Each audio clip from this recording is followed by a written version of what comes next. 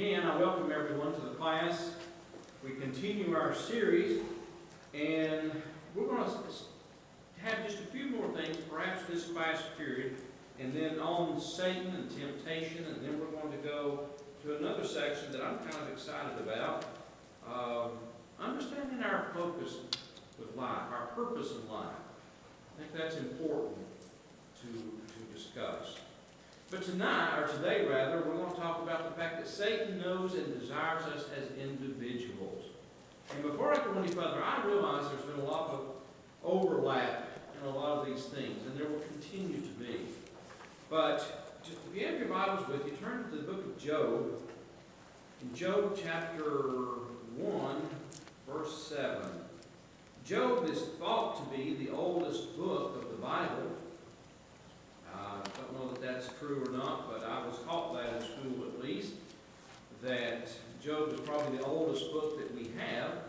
And we see in Job chapter 1 and verse 7 that God and Satan are having a conversation. And I want to read this to you, and I think it's telling, it's informing of the knowledge that Satan has. And I think we need to understand this. Job 1 verse 7 beginning. And the Lord said unto Satan, Whence comest thou? Then Satan answered the Lord and said, From going to and fro in the earth, and from walking up and down in it. And the Lord said unto Satan, Hast thou considered my servant Job, that there is none like him in the earth, a perfect and upright man, and one that feareth God and escheweth evil? Then Satan answered the Lord and said, Doth Job fear God for naught? Hast not thou made an hedge about him, and about his house, and about all that he hath on every side? Thou hast blessed the work of his hands, and his substance is increased in the land. Put forth thine hand now, and touch all that he hath, and he will curse thee to thy face. And the Lord said unto Satan, Behold, all that he hath is in thy power. Only upon himself put not forth thy hand. So Satan went forth from the presence of the Lord. Go back to verse 7. When they're having this conversation, and the Lord asked Satan, Have you considered my servant Job? I don't know, and I can't answer the question how many people are on earth at that time. But of all the people God asked about one man, did Satan know anything about Job? What did Satan know about Job? Just general.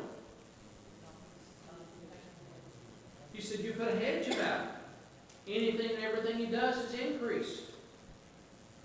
Why wouldn't he love you? Why wouldn't he serve you? So it shows us that Satan knew individual things about Job. Of all the people that were on the earth, and as I said, I have no idea how many that was, but of all the people, he knew these details about one man. Now, I didn't read the first couple of verses of Job, but the Bible says that Job was the wealthiest man of the East. He had been blessed by God, there's no doubt about that. And he said, hey, what do you know about Job? He knew things about Job. He knew he was faithful. And Job accused God of putting a hedge around him. And what does that mean, put a hedge around him? What do you think that meant? A safety wall. Yeah, a barrier, if you will. That's right. In other words, you blessed him. Now, I truly believe there's some principles that are true about that. Not that God wouldn't allow God wouldn't allow Job even to get a head cold. I'm not talking about that. But there are blessings that come upon us. God is rich in blessings, and we read that from all throughout the Scripture. As we strive to serve Him, I truly believe that God blesses us. But the point here I want to make, he knew things about Job. Of all the other individuals, he knew things about him. We're going to look to the New Testament a little bit later, and we'll see that God knew. I get these moved up? I should. as an individual. And we'll look at that in a moment. Verse 9. Satan answered the Lord and said, Doth Job fear God for naught? Does Job fear God for no reason, is what he was asking. What was he implying? What was Satan implying there? That Job had no reason not to value God. Yeah, He had after all, everything. you're wealthy, you've got a big family, you've got everything going for you. And that's when he said you put a hedge around him, a barrier around him, a wall around him, in essence, to give him blessings. Why wouldn't he serve you? So the point being, he knew all those things. And Satan wanted to destroy Job. And God tells him here, if we look down to the last part of what I read there, verse 12. Well, start with verse 11. God said, Put forth thine hand now, and touch all that he hath, and he will curse thee to thy face. And I'm sorry, that's what Satan said. The Lord said, verse 12, And the Lord said unto Satan, Behold, all that he hath is in thy power. Only upon himself put not forth thine hand. So Satan went forth in the presence of the Lord. So the Lord grants him power to hurt Job in every way physically. He's not allowed to touch his life. So what does, just from knowing the book, what does Satan do to Job? Takes everything. Literally. Except his wife. Yeah, and that's... Which may or may not have been the place. You say it may be in jest, but it's very true. Because I'll show you in a moment, she said, Job, why don't you just curse God and die?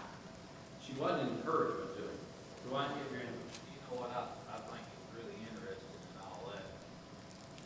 He had to have permission from God to do it. That's true. So that shows you who's in ultimate power. Satan cannot do that kind of stuff without God's permission.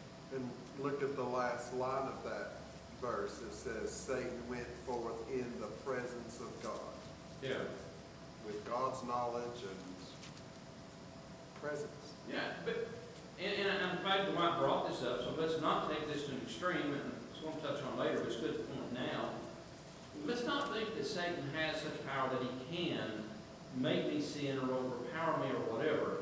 1 John chapter 4 and verse 4, John wrote, He that is greater in you than he that is in the world. Meaning God is greater in us than Satan that is in the world.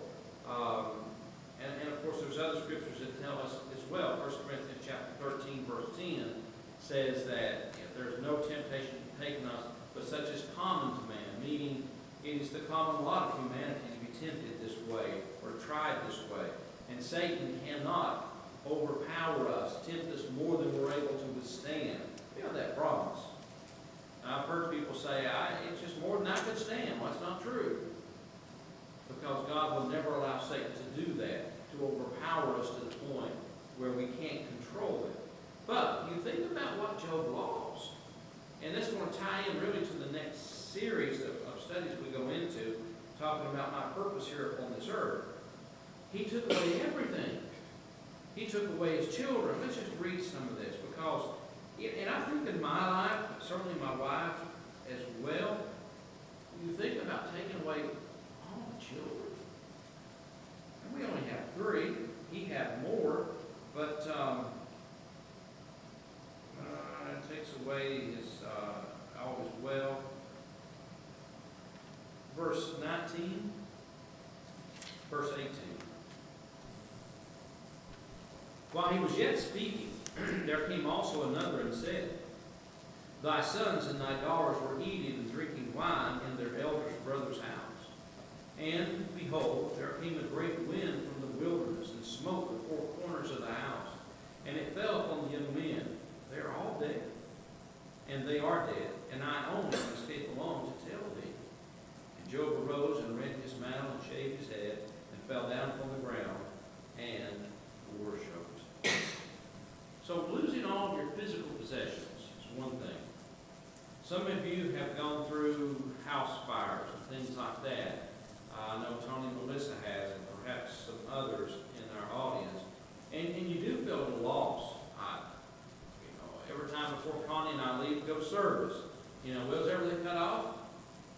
because we realize what a loss it would be physically to lose all those things that are important to us. But Job lost everything, all of his children in a moment. I've mentioned this before, but Ann Pierce, her mother, had two children. Ann was one, of course, and then the other, a boy. And in my career, I preached the funeral of both.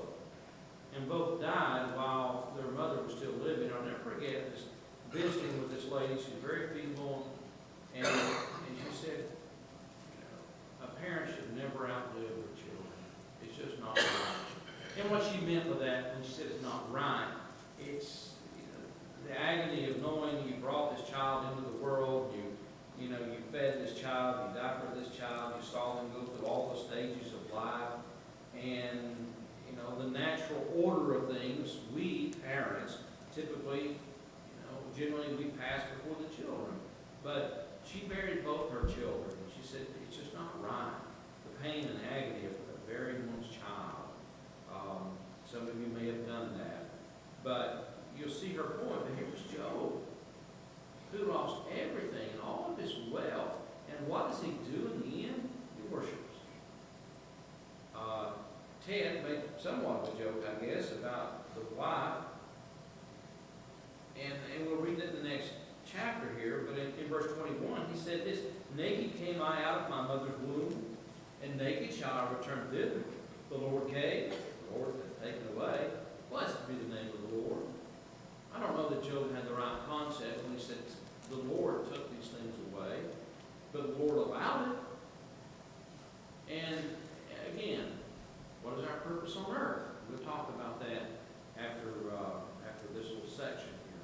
But the point I wish to make again is that Satan knew individual things about Job. And I think it would help us, and I keep hammering this home, of all the people in the world, he knows about Larry Whitehead. And I'm convinced he knows his strengths. He knows his weakness. He knows his trials or difficulties and where he might set that proverbial snare for him. I believe he knows about Bobby. He knows his strengths, his weaknesses, and so on. And I can say that about everyone here, including certainly me. So may we always have a respect of Satan and his devices, because we learn these things about Satan here in the book of Job. And if individuals are right, this being perhaps the oldest book we have in the Bible, look what they're learning just at the beginning. Learning about Satan, learning about this foe that we all face, our enemy. Yeah, Ron. Years ago, I had some member of church that was talking about it. I said, well, Satan killed. And he looked at me and said, what did Satan kill? That's what he said. And that sure it is. He killed. He's a murderer. He killed these. He was behind it, yes. He's the one that done it, designed it. Yeah, He killed, he murdered, he done it. and Satan is behind so much. Jesus said to the Pharisees, or the religious leaders of the day, in John 8, I guess it is, I'd have to look that up, but anyway, he said, you are of your father the devil. He was a liar from the beginning. And went on to say, all liars, well, that's Revelation, shall have their part in the lake of fire. But my point being, Satan is behind all these things. Job chapter 2, I'll read this and then we'll go to Peter. Job chapter 2, verse 3. And the Lord said unto Satan, hast thou considered my servant Job, that there is none like him in the earth, a perfect and an upright man, one that feareth God and escheweth evil, and still, now this is the second chapter, and still he holdeth fast his integrity, although thou movest him against him to destroy him without cause. So once more, they're having this conversation. What does Satan say in verse 4? Satan answered the Lord and said, skin for skin, yea, all that he hath, yea, all that a man hath will he give for his life. And God gives him this liberty, put forth thine hand and touch his bone and his flesh, and he will curse thee to his face. And the Lord said unto Satan, behold, he is in thine hand, but saved his life. And that's when he made Job the most miserable individual in the world. With all the boils and the problems, the skin, and if you read the entire book and just earmark those places where Job describes his hell, it was terrible. I don't know how an individual could suffer any more than did Job. Now, throughout the book, Job wants to question God. He has his three miserable comforters. That's what his friends, he called his friends, miserable comforters. And they were saying bad things about Job. Those three miserable comforters, they thought Job's problems were coming upon him. Why? Because of his own sins. Because of his sins. Job, you're suffering because of your sin. Job, you're reaping what you sowed. In essence, that's what they were saying. And Job was taking offense at that. He said, no, I'm not reaping from my consequences. And I remember him talking about, show me the orphan, show me the widow that hasn't been clothed by the fleece of my sheep. In other words, I've taken care of people. I've helped the poor. I've done all these other things. But he said, oh, how he went to question God. Why am I going through these things? And that's the way a lot of people are today, I think, when they're going through difficulty. Why? And then it's interesting when you get to the end of the book of Job, God rebukes those three miserable comforters, if you will, or the two of them at least. And then with Job, all right, and I'm paraphrasing, tighten up your belt, Job, it's time. You want to talk to me? Time. Go ahead. And Job covers his mouth in essence to say, I've sinned and wanting to debate my cause with God. But nevertheless, the point of all this, Satan is a powerful foe. Now, if you have any questions, ask them, and I'm supposed to be turning to the book of Luke chapter 22, and we're going to look at Peter. Something. Would you agree that there's times whenever God allows Satan personally to be involved with people such as you, such as Jesus, such as Peter, but we can't attribute to him deity. He's not omnipresent. Satan's not omnipresent. We can't give that. We can't attribute that characteristic to him. So that consequence would be its influence that what affects me. In other words, my weaknesses, I'm weak because of my choice and my rebellion and my desire not to change. And Satan works through that. It's influence constantly in my life. But I'm all worse enemy when it all boils down to it. I'm not saying this is the case with Job. I'm not saying that. I'm going to say, but there are times it seems and appears that God would allow Satan personally to get involved with individuals and just hit them hard. And he did. But everybody, all of us, you don't need to hit me hard. You really don't. Because I have my own self I deal with by his influences all around about me every day, both external and internal. I have to deal with. But I do know that we can't attribute the characteristics of omnipresence to him, because he's just a creation like we are. You bring up a valid point, and maybe in my desire to emphasize that, no, I don't believe he's like God. Certainly not. He is lower than God, much lower than God. I do believe even as an angel, angels are certainly greater than men or mankind. And yes, and again, I probably bring up valid points there, but I do believe, how did Satan know about Job? How did he know about Peter? Because Jesus is going to say here, well, let me just read it since I turned there. Luke 22:31. And the Lord said, Simon, Simon, behold, Satan hath desired to have you, that he may sift you as wheat. Now, he desired that, but he knew about Peter. And I think it's important to understand. But now, what Bob is also saying, and I think it's such a valid point, and maybe I've tried to stress one above the other, and I shouldn't have. Yes, we live in such a world that by my own life, Satan doesn't, as I said earlier, 1 Corinthians 10:13, Satan can't make me sin. Satan can overpower me. The temptations we face in life are common to that of humanity. Meaning, that I'm so singled out that I've been tempted in such a way no one else has ever tempted. That's not true. Okay? And when Bobby made a statement, Satan doesn't need any help with me. Isn't that true for all of us, really? How many times have we made decisions that were simply faulty, that were wrong because of our own desires or whatever? Whatever the case may be, whatever your weakness may be in life, didn't we develop that? No one made us have such a weakness. Regardless, Satan is powerful in the sense that the traps and the snares and all those things, Bob, when I read all those things and I began to put them together, I think Satan is more than just, we live in a world where there's potholes. I'm going to hit a pothole and as I drive down the road, it's going to affect my car, it's going to blow a tire out, I think it's more than that. I really do. If that makes sense.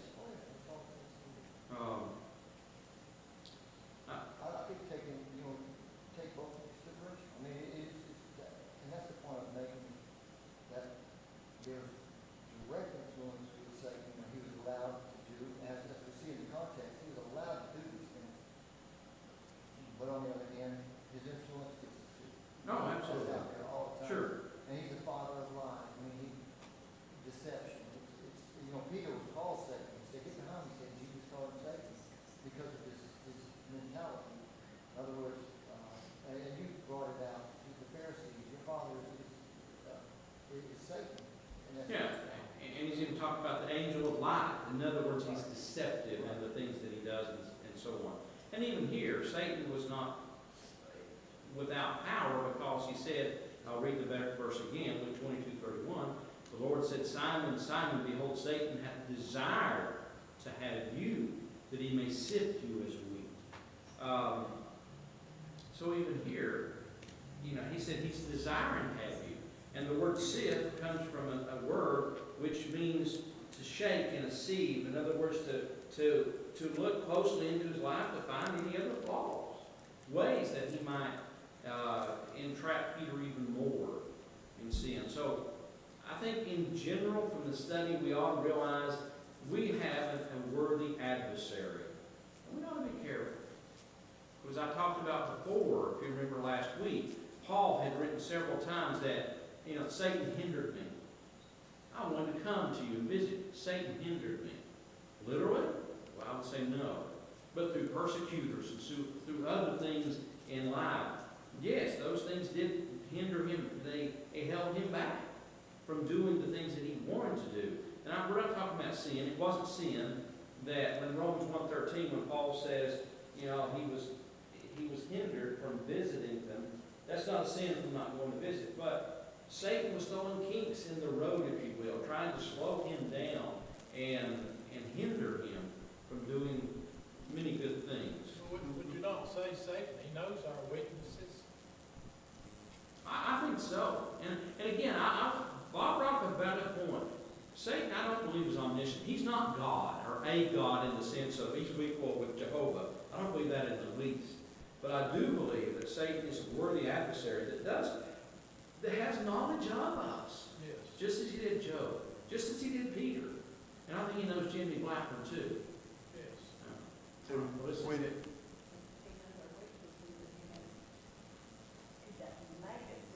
Right.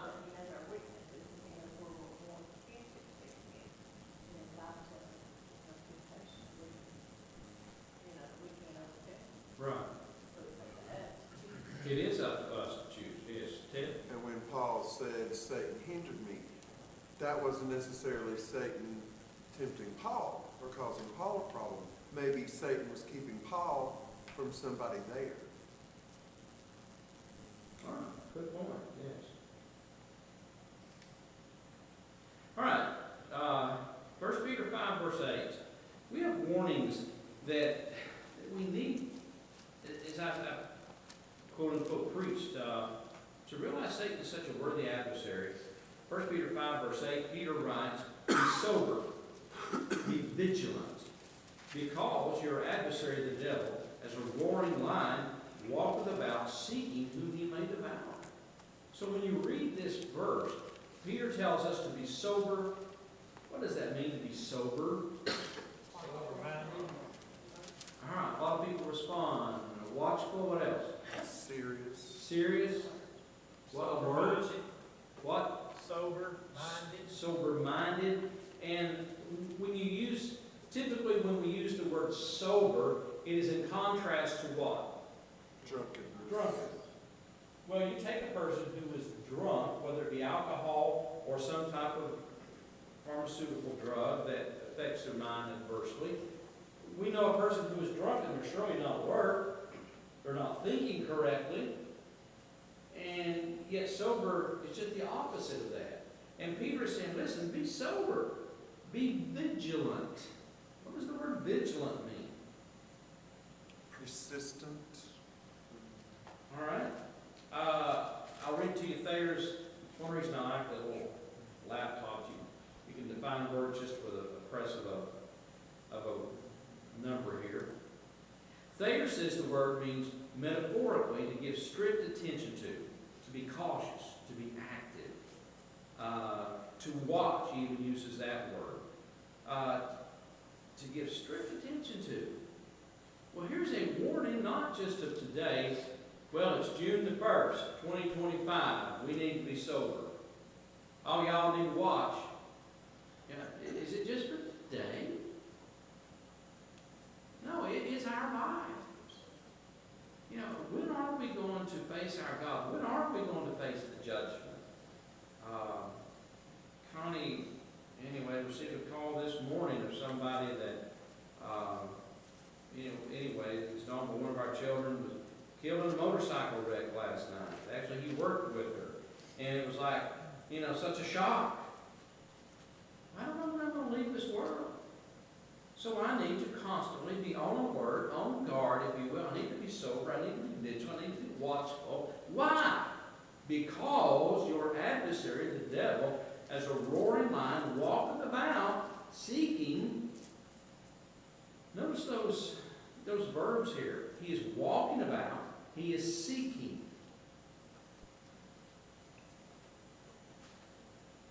What does it mean to seek something? You're searching, you're looking.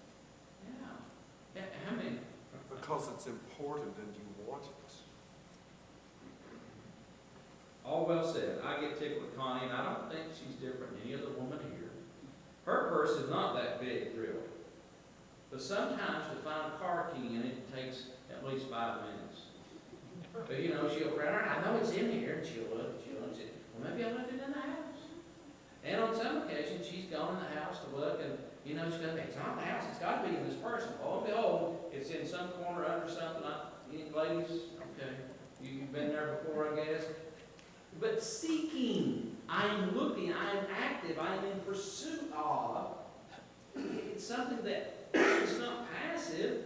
You look, well, that's how Satan is described. And as Ashley pointed out, here he is, he's walking, he is seeking whom he may devour. While we may be lax on many things, that is Satan's destiny. And I don't know if it was Michael or I don't remember who it was, or maybe someone else. But anyway, in the passage, those people out in the world, he doesn't need. He's already got them. They are being destroyed by their own devices, in other words, by their own lifestyle, their own choices. They're miserable enough. But what about those individuals that are striving to be faithful, striving to serve their God? Those, in my opinion, are those individuals that he's walking about, that verb he's actively pursuing. And if that's not what this means, I don't know what it means. Because that's what Peter says. Ron? I was at a funeral not too long ago, and it was an amazing thing sitting there and knowing that nobody there had the truth. And listened to a rock and roll song being played at it. And I thought I could mark out information about the Bible, but what me feel it.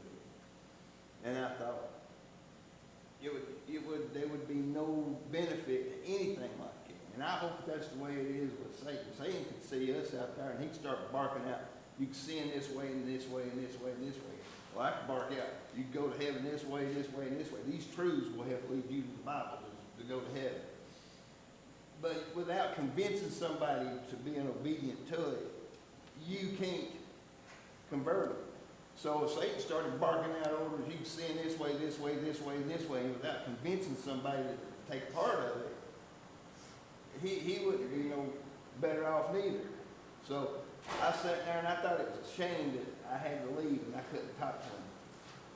And I had to leave without talking to him. And I hope that's the same thing to Satan, that he has to leave groups of people because it's not the right timing for him to talk to them. And I hope that it's the same thing for him. He has to leave. Okay. We've talked about the fact that Satan is such an adversary, a worthy adversary. Does that mean I have no hope? James 4, verse 7. We've talked about 1 Corinthians 10, where Paul said, again, God's not going to allow Satan to tempt us more than we can withstand. In James chapter 4, verse 7, James said this, submit yourselves, therefore, to God, resist the devil, and he'll what? Flee from you. He'll flee from us.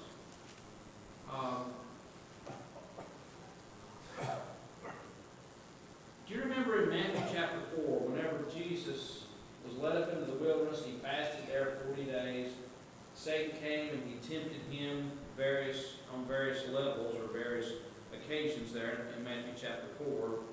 Do you remember what the end, let me just turn and read that one verse, because it's telling, it tells so much about this, about Satan.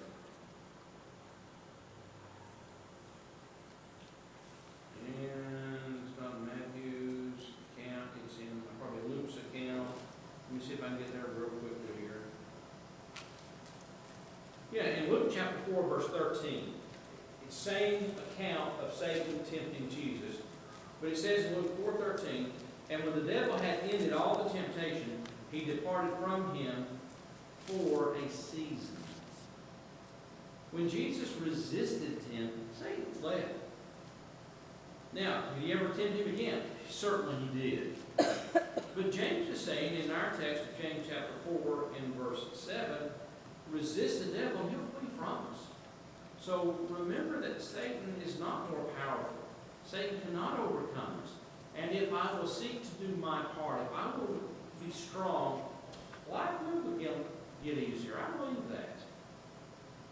So, again, don't think that it's impossible to overcome Satan or his devices, his temptations. That's not the case.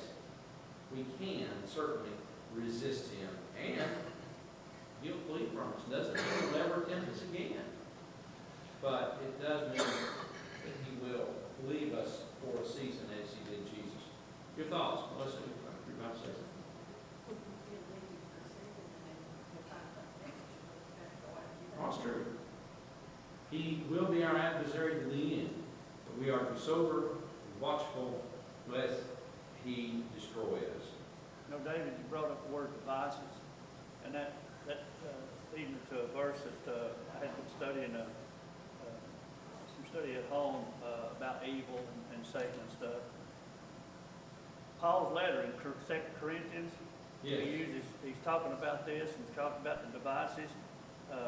Second chapter, he's talking about forgiveness. He's talking to the people of Corinth about forgiveness, and if you forgive, then God will forgive and all this. Then we get down there to verse 11. He said, lest Satan should get an advantage of us, and are not, he said, for we are not ignorant of his devices. It's like we know what he can do. Don't forget, you know what his devices is, and don't let him get the advantage of it. So we know that he will do that. It reminds me of cartoons, you know, back in the days when I was watching cartoons, especially Tom and Jerry. You know, Tom would have an angel on one side and a little devil on the other side, trying to determine what to do to the mouse. We've got to we can make that decision. But Paul was telling us that we're not ignorant of what Satan can do. So always be mindful of that. Yeah, that's exactly the case. We are not ignorant of his devices. We understand how he can destroy. All right, good. Thank you, Terry. Any other comment about Satan and temptation? And I think I've went back and forth on a lot of this stuff. As I said, a lot of overlap. But any other thing about that? Think, Yeah. do you think maybe Satan may work more for us Christians than he does for non-Christians? Well, absolutely. Because he's already got the non-Christians, so he's going to be tempting us more often. Oh, absolutely. Yeah, yes, I believe that. Because, as I said, you know, why work on someone that's already out in sin, out in the world? So I do believe that, yes. All right, let's go on to the next section I'd like to discuss with you. Think, and most of you in our audience have been Christian for years. This is no new information for any of you, but as I said, I truly believe some of this helps us by stirring up our minds with a way of remembrance. What's my purpose here on this earth? And I think young people need to understand this. And I think as parents, if you have teenagers at home, I think it's important that we instill this into their mind. Why are you here? What is your purpose? Glorify God. God, keep his commandments, Bible verse. All right. I mean, all those things that I've heard several voices are accurate or correct. And where I want to begin is what Ronnie quoted, because I think it's so perfectly stated in Scripture. Ecclesiastes chapter 12, the last chapter of the book, and the last really, couple, 3 verses of the book. If you read the book of Ecclesiastes from the beginning, it is evident that Solomon is wrestling with his purpose on earth. He tries to find value in so many things. And he said on one occasion there, he said, I got me men singers, and that the gap is how the King James translates it. But he says, I got men singers and women singers. I got people to do this, and I increased my wealth, and I built this, and I built that. And did he ever find fulfillment? Was it ever his purpose? He accumulated, folks, more than we'll ever see. When the Queen of Sheba visited him, she said, behold, the half has not been told. It would have been something. A lot of us, we go to places, from museums to other things, and we sometimes we marvel as we walk through and we look. Biltmore, for instance. If you've ever been to the Biltmore Mansion over in Asheville, if you take your time, I don't care what if you're like Brian or maybe Danny, and you're in the building, but you walk through and you just stop and you look at some of the craftsmanship and things that they had back in the day, and you marvel at the fact that someone was actually this wealthy to accumulate these things. And yet, when you think of the day of Solomon, he had everything any of you could ever dream of. The wisdom, the understanding, and had built all this, and yet his conclusion is something you'll see time and time and time again through the book. Vanity of vanity, said the preacher, all is vanity. If you look up that word vanity, it literally means striving after the wind. Get you a handful of it. You reach out and you can, with an open hand, and you make a fist, and when you open it up, what's there? It's nothing.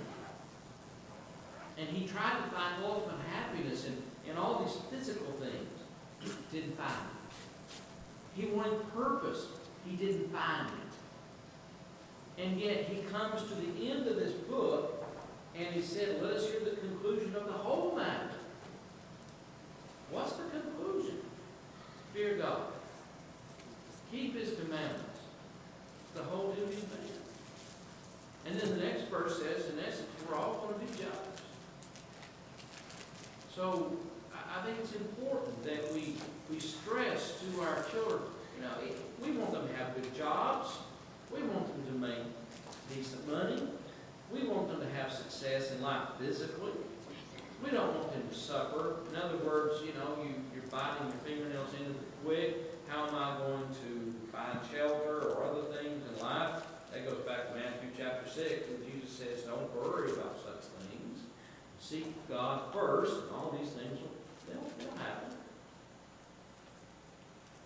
But yet, we all need to understand in my IRA. I'm getting close to retiring myself, and I read online about how much you need. $1 million. I ain't got it. Does that mean I never retire because I don't have $1 million? Well, I hope not. I've convinced Connie I didn't need it anyway. But you see the vanity of such. I read over people have running questions. I have 1.6 million. Is that enough for me to retire on? You know, they're still struggling with this issue. But what is my purpose here? It is to fear God. It is to keep His commandments. And we'll look at a lot of the scriptures here next week, and then hopefully help us to see how I can judge success in life, my purpose in life. Anyway, we'll do that, Lord willing, next week. But thank you for your participation.